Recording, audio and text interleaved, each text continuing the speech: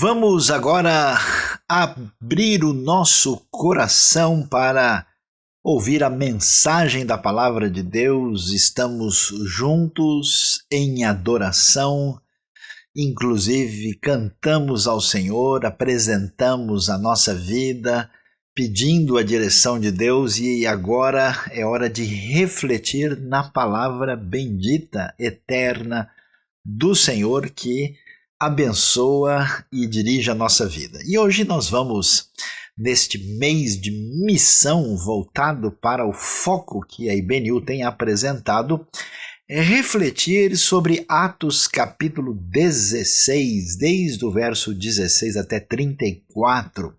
E o nosso tema será: a real prisão está no coração. Olhando para o livro de Atos, a gente precisa aí entender o que acontece nesse livro tão especial. Nós já vimos, aqui estudando como Atos está ligado diretamente a Lucas. É como se fosse assim o segundo volume da mesma obra. E aí nós vamos ver como essa igreja, essa comunidade dos seguidores de Jesus surge. E como é que ela é apresentada nessa caminhada dos 28 capítulos de Atos. É muito importante ver, e com atenção, que a igreja de Atos é uma igreja que é chamada igreja do Espírito. O Espírito Santo está agindo, o Espírito Santo dirige a igreja com poder, dirige de uma maneira a fazer aquilo que é o desejo de Deus. É um dos elementos mais significativos. Não só nós temos uma igreja do Espírito, mas a igreja de Atos é uma igreja missionária. Ela tem uma convocação da parte do Senhor, que o objetivo, a razão de ser da igreja não é simplesmente que as pessoas celebrem a Jesus ou simplesmente que eles tenham bastante comunhão. Eles têm uma tarefa a cumprir, eles têm uma missão dada pelo Senhor, e por isso essa igreja é missionária. E ao mesmo tempo, Atos ensina não só o que é servir ao Senhor, mas como servir ao Senhor. E essa igreja do Espírito e missionária também é uma igreja estratégica, que age de uma maneira bem refletida, bem estruturada, organizada para cumprir aquilo que Deus deseja. E aí é muito interessante a gente observar aí como é que esse caminho estratégico delineia para nós o espírito e a missão em Atos. A gente vai ver, muito interessante, como essa missão da igreja vai sair do contexto entre os judeus para alcançar os samaritanos e depois todos os povos, particularmente dentro do Império Romano, o mundo gentílico. Aí a gente tem a figura de Pedro no início, depois Filipe, e do apóstolo Paulo, que merece destaque. E aí nós temos inclusive a localização geográfica, o foco em Jerusalém, o foco em Samaria e depois até os confins da terra, mostrando a expansão também geográfica do evangelho pregado pelos seguidores de Cristo Jesus, nosso Senhor. E aí nós vemos Atos, aí 1 a 5, 9 a 12, focalizado no ambiente propriamente judaico, chegando a Samaria de 6 a 8 e expandindo-se nesse grande Império Romano entre os vários povos que lá viviam, aí de Atos 13 até Atos 28. E é muito importante que nós vamos ver com atenção e com cuidado Atos capítulo 16. Você pode observar conosco aí no mapa, e ver exatamente o que acontece. A igreja que se organizou na cidade de Antioquia, chamada Antioquia da Síria. Essa igreja que tem aí uma diversidade de pessoas, ela é atingida pelo Espírito Santo e dá início a esse projeto. E há uma primeira viagem missionária de Paulo e Barnabé entre os anos 46 e 48, e agora nós estamos falando da segunda viagem missionária, que acontece aí entre os anos 49 e 52. inclusive a viagem onde Paulo, indo na direção do oeste, numa direção ocidental, ele finalmente vai chegar pela primeira vez em terras que hoje nós chamamos de terras europeias, né, atingindo o território da atual Grécia, ou tradicionalmente, né, ligado à presença grega mais específica. E aí, o que vai acontecer? Paulo, a gente sabe, né, conhece a história, é importante a gente ver o cenário todo. Ele tem uma experiência interessantíssima, né? Ele sai, ele tem desejo de ir para a Ásia Menor, tem desejo de ir para a região da Bitínia, e o Espírito de Jesus não permite, e ele tem uma visão famosa, visão noturna do homem da Macedônia que pede ajuda. Então Paulo vai se dirigir para lá, né? Ele vai ali chegar, né, numa cidade chamada Neápolis, vai passar ali pela sua caminhada por Anfípolis, Apolônia, até de fato chegar à cidade que vai ser o palco do início do ministério de Paulo, da chegada da fé em Jesus, aí na região da Macedônia, e ele chega a Filipos. Você pode aí acompanhar uma foto da localidade onde tradicionalmente se celebra o batismo de Lídia. Lídia, aí nessas águas próximos dessa localidade, foi batizada, e até hoje ali nós temos especialmente os cristãos ortodoxos gregos assim lembrando desse episódio tão especial do batismo de Lídia na região aí de Filipos. Então, entendendo isso, vendo a trajetória de Paulo, localizando a coisa do ponto de vista do tempo e geográfico, aí a gente chega no texto de Atos 16, que vamos ler com o coração preparado para entender a palavra de Deus de modo que ela nos abençoe e nos dirija. Diz o texto o seguinte: certo dia, indo nós para o lugar de oração, encontramos uma escrava que tinha um espírito pelo qual predizia o futuro. Ela ganhava muito dinheiro para os seus senhores com adivinhações. Essa moça seguia a Paulo e a nós gritando: estes homens são servos do Deus Altíssimo e lhes anunciam o caminho da salvação. Ela continuou fazendo isso por muitos dias. Finalmente Paulo ficou indignado, voltou-se e disse ao Espírito: em nome de Jesus Cristo eu lhe ordeno que saia dela. No mesmo instante o Espírito a deixou. A história é bastante assim interessante porque Paulo vai chegar em Filipos e Paulo tinha uma estratégia. Qual era a estratégia de Paulo? Ele sempre ia primeiro anunciar o evangelho aos judeus, porque os judeus estavam esperando a chegada do Messias, como diz lá em Romanos, né? Primeiro ao judeu, depois ao grego. Os judeus estavam com essa expectativa. E como acontece aí na trajetória de Paulo, diante do cumprimento das profecias hebraicas antigas da vinda de Jesus, nosso Senhor, ele vai anunciar, mas o que ele faz geralmente é ir a uma sinagoga. Nesse caso, tem poucos judeus em Filipos. E o Espírito de Deus está chamando Paulo para essa região com poucos judeus, com a intenção de que esse evangelho chegue a esse mundo de paganismo greco-romano que precisava de verdadeira libertação da sua prisão. E como não tem uma sinagoga, o que existe é um lugar de oração. Esse lugar de oração chama a atenção porque os judeus sempre se purificavam em água, conforme a orientação da lei. Então, essa questão de estar junto ali à água para poder orar era importante, né? Como uma espécie de purificação ritual. E assim nós vamos encontrar Paulo indo para lá, por isso é chamado um lugar de oração, e vamos ver que vai estar próximo da água. E o que vai acontecer? Quando eles estão indo para lá, eles vão encontrar uma escrava que era dominada por um espírito mau, mas ela era capaz de fazer predições, adivinhações.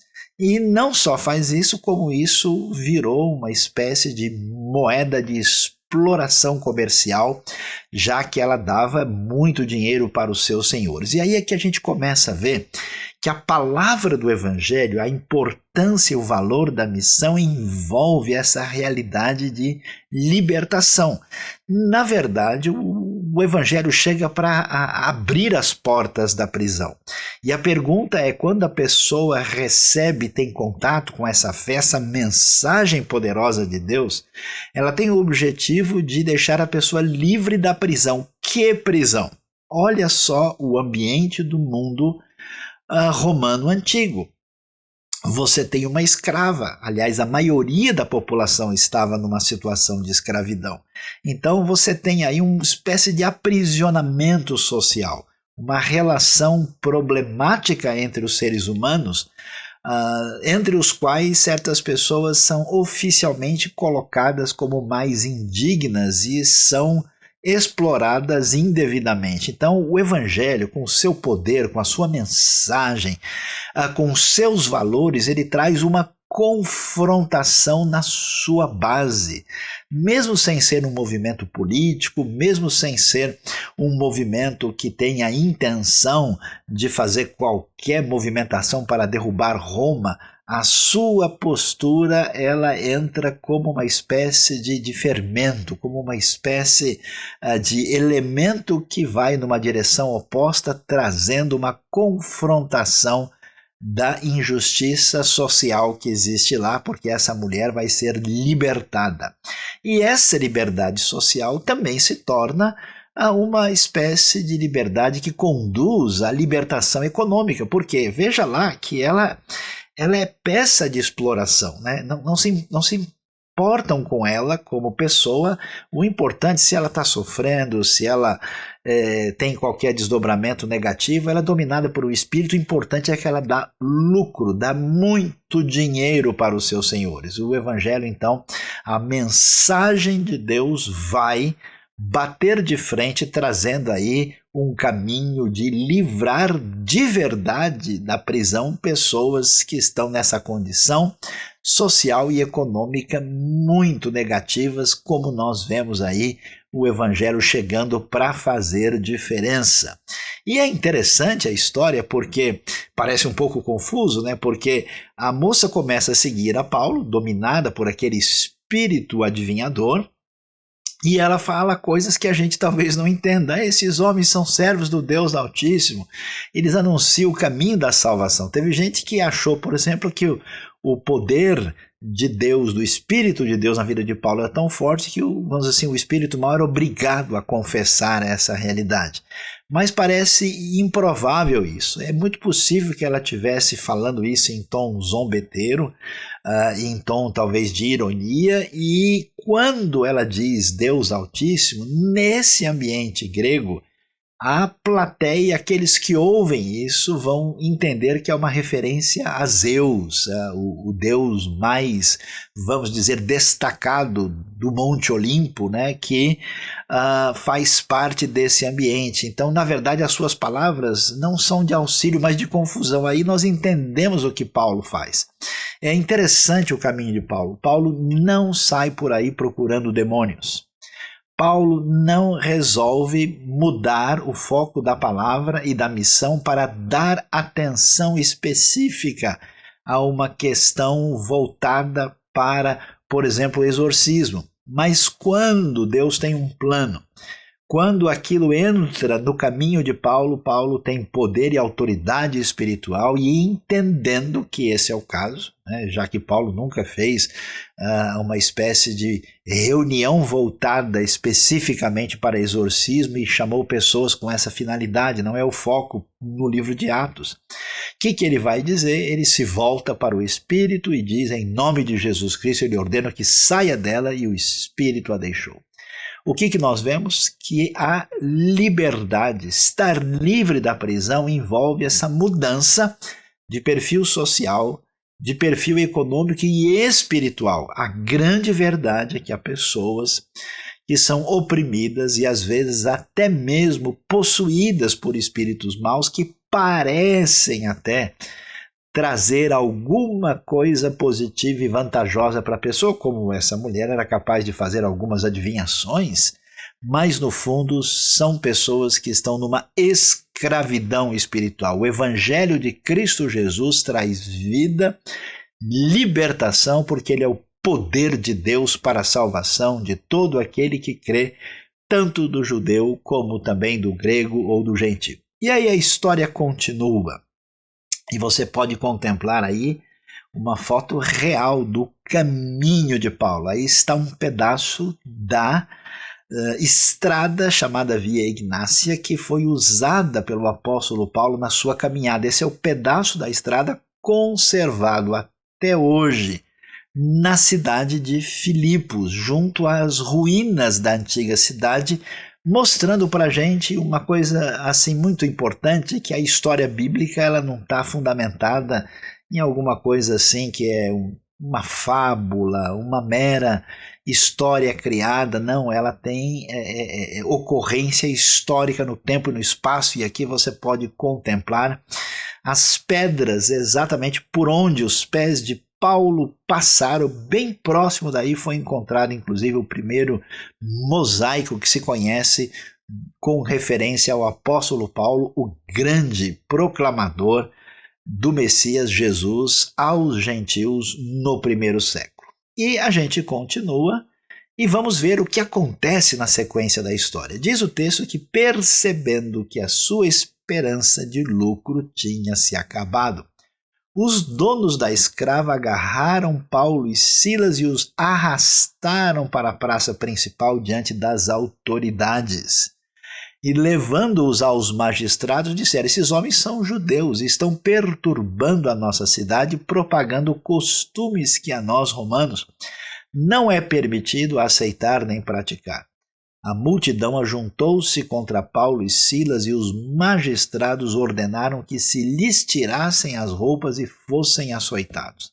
É impressionante ver como é que a coisa vai caminhar.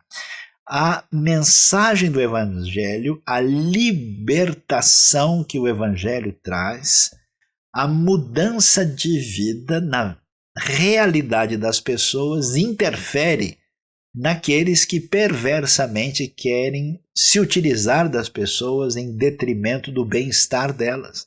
Por isso, quando aqueles homens perceberam que a moça fora liberta e que eles não tinham mais condição de continuar tendo muito lucro, à custa daquela mulher, eles ficaram revoltados.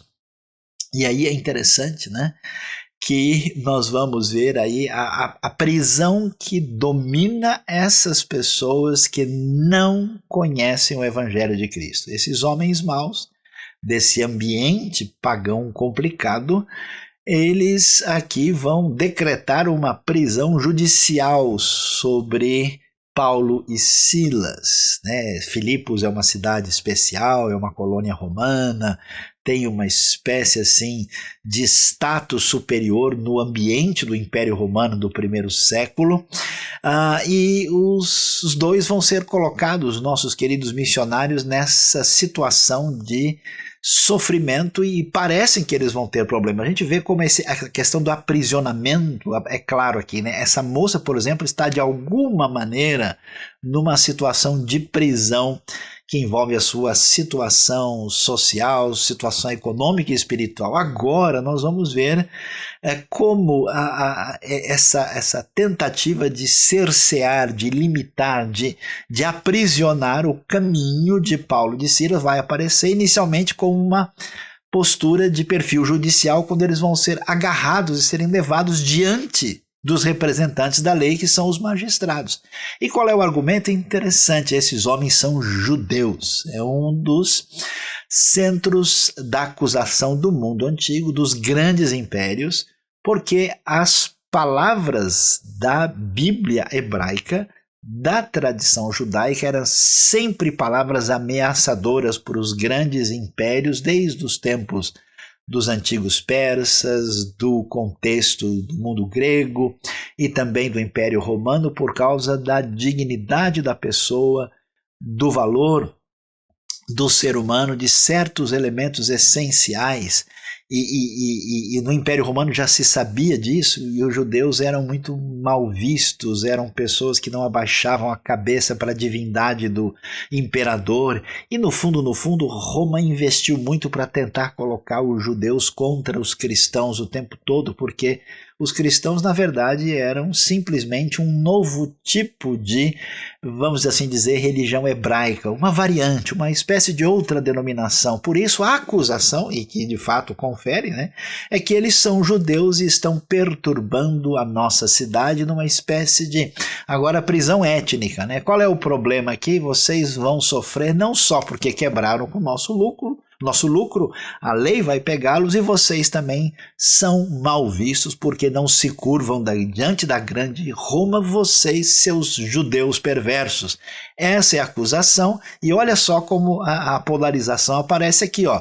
E eles estão falando sobre costumes que romanos como nós não devemos, não é permitido aceitar nem praticar. Então você vê essa postura de violência, né? De discriminação, de oposição frontal, como você vê hoje em muitos lugares do mundo contra essa mensagem poderosa, libertadora, restauradora, salvadora do Evangelho. E aí nós vemos a violência se manifestar de maneira plena. A multidão ajuntou-se contra Paulo e Silas, e os magistrados ordenaram que se lhes tirassem as roupas e fossem açoitados. É interessante que você vê esse ambiente de opressão, né? Nós vemos aqui como a situação da moça que é escrava é viver sob essa opressão. Paulo e Silas chegam com a mensagem de libertação, imediatamente esse ambiente de opressão cai sobre eles, e a gente vê esse caminho de um aprisionamento de perfil judicial que tem fundamentação supostamente de base étnica e que se manifesta com violência. E aí o que vai acontecer? É interessante. Onde é que está a verdadeira prisão? A pergunta é: quem é que está de fato aprisionado? Nós estamos em tempos difíceis, né, de confinamento, em situação de restrição, por exemplo, de liberdade em alguns casos, em momentos de quarentena, e a pergunta é: como é que a gente está livre ou não está? Né? Como é que a gente está? O que realmente conta? Nós vamos ver como esse texto é valioso, né, para nos explicar muitos detalhes sobre a vida. Aí o verso 23 continua e diz: depois de serem severamente açoitados, foram lançados na prisão. Aí a prisão chegou agora concretamente. O carcereiro responsável por cuidar, né, por vigiar os presos ali, recebeu instrução para vigiá-los com cuidado. Tendo recebido tais ordens, ele os lançou no cárcere interior, veja, e lhes prendeu os pés no tronco. É prisão, cárcere interior e ainda pés no tronco. Diante disso, por volta da meia-noite, Paulo e Silas estavam orando e cantando hinos a Deus. Os outros presos os ouviam. E de repente houve um terremoto tão violento que os alicerces da prisão foram abalados imediatamente. Todas as portas se abriram e as correntes de todos se soltaram. Que coisa interessante. Ao mesmo tempo em que a opressão, o aprisionamento, é uma realidade sobre a vida espiritual, socioeconômica dessas pessoas desse mundo antigo, e que esse ambiente espiritual, político e negativo vem sobre os nossos queridos missionários, que coisa interessante. Eles não podem ser de fato aprisionados. Paulo e Silas estão livres. Onde? Na prisão. Porque não existe condição de colocar na prisão quem foi libertado no coração. E aí a gente vai ver como é muito interessante. Eles estão lá, mas eles não estão abalados. Eles têm firmeza no coração, eles têm uma estabilidade que vem da segurança em Deus. Por isso, não só eles estão livres, apesar de serem os presos mais vigiados e mais seguramente trancafiados, estão tão livres que estão livres no adorar, eles estão, olha só, cantando e orando. E é interessante porque os outros presos os ouviam. Eles estão surpresos diante disso. Como é que podem? Quem são essas pessoas que depois de levarem uma surra, depois de passarem por todo esse processo de humilhação pública, agora estão aqui dessa maneira e no fundo, apesar, né, de que eles estão fisicamente aprisionados, eles no fundo estão livres, porque a verdadeira prisão não acontece pelas correntes, mas sim dentro do coração. É tão interessante que você viu o que aconteceu. De repente, é muito interessante quantas vezes o de repente interfere na nossa história. De repente, Paulo e Silas vão mudar o seu caminho em obediência a Deus, vão chegar na Macedônia. De repente, o poder de Deus se manifesta e aquela escrava é libertada. E de repente, eles são aprisionados injustamente, de repente chega um terremoto. Nós não temos o poder sobre o futuro. De repente chega uma pandemia. De repente, os caminhos econômicos, sociais e políticos vão poder mudar. Como é que a gente vai se segurar? Onde está a nossa força? Veja aí, diante da porta daquilo que celebra, daquilo que tenta lembrar lá em Filipos o que teria sido, possivelmente, segundo a tradição, o lugar da prisão de Paulo, nós vemos o que acontece com o carcereiro. Quem era o carcereiro? Alguém que estava completamente livre de qualquer prisão. Pelo contrário, ele fazia parte do sistema que determinava quem deveria estar na prisão.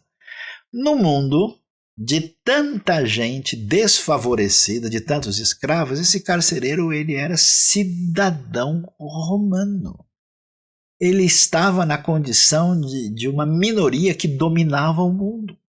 E com certeza esse homem tem uma trajetória de estabilidade e tranquilidade. E o seu emprego era o emprego do Estado romano. Alguns estudiosos, inclusive, acham que ele havia sido soldado, que possivelmente tinha lutado, vamos assim dizer, vitoriosamente e estava aí já no seu momento de estabilidade depois de tantos anos de vida e agora ali cuidando da realidade da prisão no seu momento de desfrutar de uma vida, digamos assim, já vitoriosa. Ele tinha, portanto, estabilidade econômica. Roma é o grande império, o homem é cidadão, ele tem emprego de Roma, a sua vida parece muito boa. Aliás, ele mora numa cidade excelente. Então, assim, tudo de bom. Como eu conheço gente que sonha com estabilidade, com emprego, com condições até de melhor cidadania, aliás, achando que uma vez que tiverem isso, terão de fato segurança. É interessante que esse homem tem tudo isso. Aliás, tanto que a vida dele, digamos assim, deu certo, que a gente vai ver que ele possuía família com filhos. Né? A sua vida parece ser assim a perfeita, de tal maneira que ele está tão tranquilo com relação a tudo que a gente descobre que no momento em que o terremoto atinge Filipos, e a gente sabe que aquela área de vez em quando tem de fato tremores, ele acaba ali sendo encontrado dormindo porque a sua vida estava boa demais, coordenando a prisão, livre de qualquer opressão. Mas o que vai acontecer? Esse carcereiro acordou e, vendo abertas as portas da prisão, desembainhou sua espada para se matar, porque pensava que os presos tivessem fugido.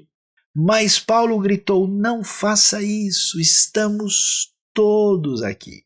O carcereiro pediu luz, entrou correndo e, trêmulo, prostrou-se diante de Paulo e Silas. Então levou-os para fora e perguntou: senhores, que devo fazer para ser salvo? É muito interessante ver como é que alguém de fato fica livre da prisão. Onde é que está a condição de lidar com essa situação? Ela vem do fundo do coração. Olha que coisa interessante. de repente, esse homem vai mostrar a sua fragilidade total. Eu vejo como certas pessoas reagem de maneira agressiva, desnecessariamente irônica, ou fogem de questões importantes para a vida, ou reagem de uma maneira a tentar esquecer de tudo para não poder lidar com as demandas que o nosso coração nos apresenta, em função de quão aprisionados por dentro essas pessoas estão e, mais do que isso, elas de fato escolheram uma base falsa de segurança. E a gente descobre, aqui está um indivíduo que tem tudo. Tudo na vida parece ter sido, vamos dizer, o resultado de uma caminhada onde tudo deu certo e, de repente, a coisa muda de figura. A lei romana era muito exigente. Ela estava organizada de uma maneira para impedir qualquer processo de corrupção da parte daqueles que, de alguma maneira, ameaçavam, né, a hegemonia do Estado. E o que ela dizia? Se o indivíduo, como ele, deixasse escapar os presos que estavam sob sua responsabilidade, ele responderia por isso. Em alguns casos, isso poderia até custar a própria vida. Mas eu acho que a coisa mais séria e complicada é uma questão de honra. Esse homem é um militar romano. Esse exército assim extraordinário, sempre, quase sempre vitorioso no mundo antigo, especialmente nessa época. Alguém acostumado com essa questão da honraria, de toda essa linguagem militar, e de repente esse homem vai passar vergonha na frente de todo mundo, vai ser humilhado. Quer dizer, tudo aquilo que aconteceu acabou com a vida dele. Eu vejo pessoas assim, né, que por problemas de ordem familiar, por problemas de ordem financeira, por dificuldades de natureza diversa, sim, ficam desesperados com esse desmontar da vida perante as pessoas à sua volta, e esse homem, nesse momento, sem segurança nenhuma, de verdade, que possa dar sustentação, ele vê aquilo e diz, pronto, agora acabou. E imediatamente, e como aparece isso na realidade dos nossos dias? De repente alguém que parece que está bem, tem sucesso acadêmico, tem sucesso social, tem sucesso econômico, de repente você ouve, fulano tirou a vida, ou tentou tirar a vida, ou está muito mal. De uma hora para outra, esse homem tenta se matar, achando que os presos tinham fugido, e é surpreendente, ele tinha acabado de dar uma surra em Paulo e Silas, e por misericórdia de Deus, Paulo grita e diz, não faça isso. E Paulo já, como bom conhecedor da situação, diz, estamos todos aqui.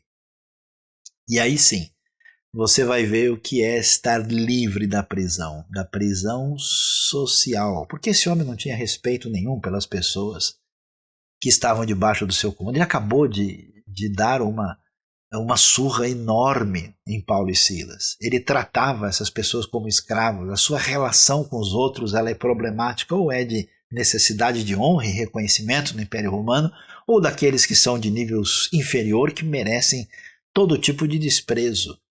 E agora ele tem contato com uma outra realidade que ele não conhece. Qual é a razão de ser da sua vida? Quer dizer, está ameaçada a minha situação perante Roma, minha situação existencial, eu existo para quê? Quem sou eu? Qual é o sentido da minha vida? E a sua realidade espiritual de não ter fé em algo que de fato possa dar segurança e sentido para a vida. E de repente esse homem que certamente tem predicados físicos respeitáveis para um homem ser carcereiro, por ter sido militar, entra aquele homem, e a tradição diz que Paulo, pelo contrário, é alguém frágil, de aparência assim não muito elogiável. Esse homem chega pedindo luz, entra correndo e tremendo. Olha que visão! A gente descobre onde está a verdadeira prisão, ela se esconde no coração. E ele se prostra diante de Paulo e Silas e leva eles para fora, e aí chega a hora da verdade, como muitas vezes eu tenho visto na minha vida.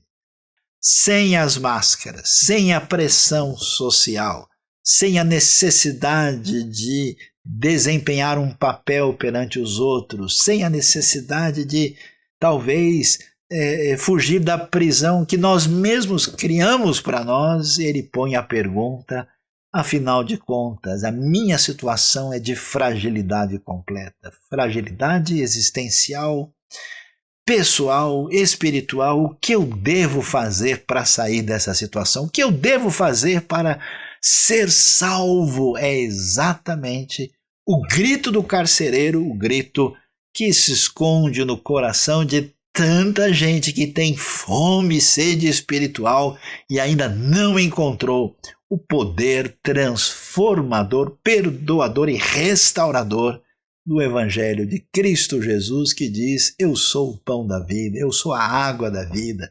Quem crê em mim, ainda que esteja morto, viverá. Esta palavra é anunciada para esse homem. E olha que coisa interessante, olha o contraste para a gente ver quem é que tem segurança, quem é que vive numa prisão, quem é que está numa situação de verdadeira liberdade e libertação. A Bíblia deixa bem claro que aquele que, por exemplo, que se entrega ao pecado é escravo do pecado. E que Cristo veio nos dar, liberdade. Se o Filho libertar vocês, vocês verdadeiramente serão livres. Olha o que acontece.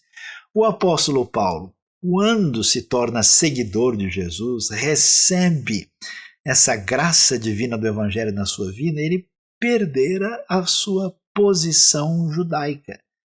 Dentro do judaísmo mais tradicional, particularmente fariseu, que discordava dessas propostas, quando Paulo faz isso, tem um custo social muito grande.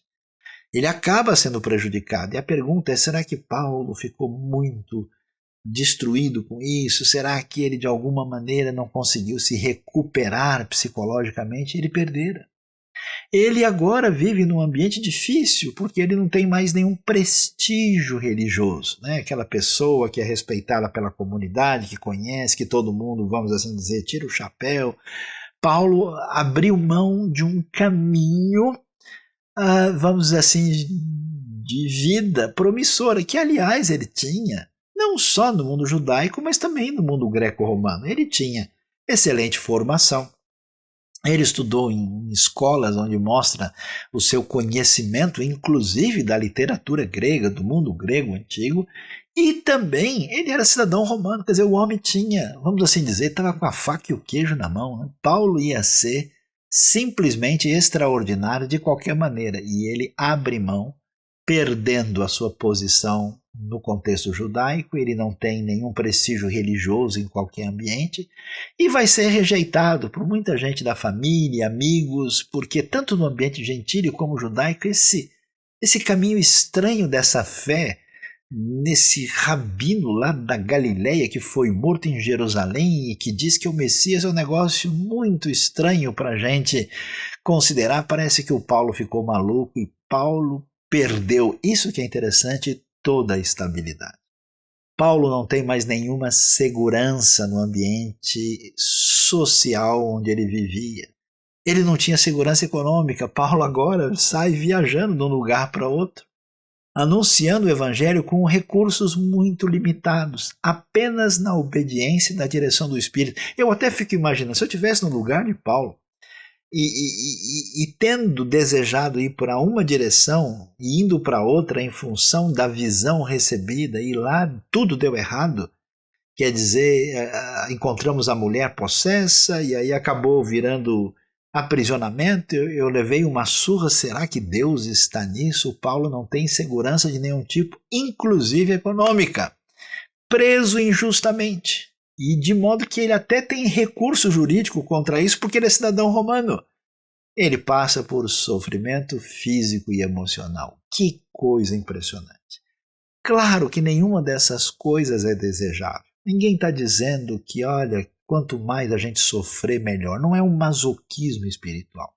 Mas a questão é quando as coisas imprevistas atravessam o nosso caminho, quando a gente não tem como segurar a situação Somente uma fortaleza espiritual, esse caminho que vem com as bem-aventuranças é que nos dão segurança. Você vê que o apóstolo Paulo sustenta uma situação porque não há prisão no seu coração. O homem de fato conheceu libertação e você vê um contraste entre o carcereiro e Paulo. O que a gente vai ver? Que coisa interessante. Agora, o carcereiro ficou impressionado. Puxa, eu acabei de dar uma surra nesses caras. Eles estavam cantando lá. E agora ele veio me socorrer. Que tipo de gente é essa? De onde vem essa libertação? Como é que ele pode ter segurança? Por que tudo que eu imaginava falhou na hora em que eu mais precisava? E então eles responderam aquilo que você deve ouvir hoje. Creia no Senhor Jesus e serão salvos você e os de sua casa.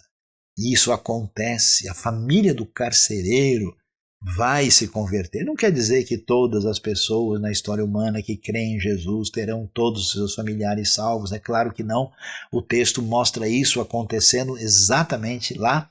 E eles pregaram a palavra de Deus a ele e a todos os de sua casa. E olha que coisa bonita, naquela mesma hora da noite, o carcereiro lavou as feridas deles. Em seguida, ele e todos os seus foram batizados. Então os levou para a sua casa, serviu-lhes uma refeição e com todos os de sua casa alegrou-se muito por haver crido em Deus. Agora sim, o homem também foi libertado da prisão. A prisão física quebrou-se, Paulo ficou livre dessa prisão de pedras, mas ele estava livre no seu coração. Agora chegou a libertação no coração para o carcereiro da prisão, livre da prisão relacional. Olha que coisa bonita, esse homem acostumado aos maus tratos, está ali lavando as feridas de Paulo, é batizado, confessa a sua fé, eles comem todos juntos e há um momento de grande alegria por ter encontrado a salvação que atinge a vida agora e uma salvação eterna que continua depois da vida aqui. Existe uma libertação espiritual, livre da prisão espiritual agora, crendo na verdade do Evangelho de Cristo. E é o fim aí da prisão do coração na vida desse carcereiro. E aí a gente descobre, nesse mundo de indefinições, nesse mundo de questionamentos, nesse mundo de tanta insegurança, um mundo tão avançado com tanta instabilidade, a gente pergunta para você, onde está a sua real segurança?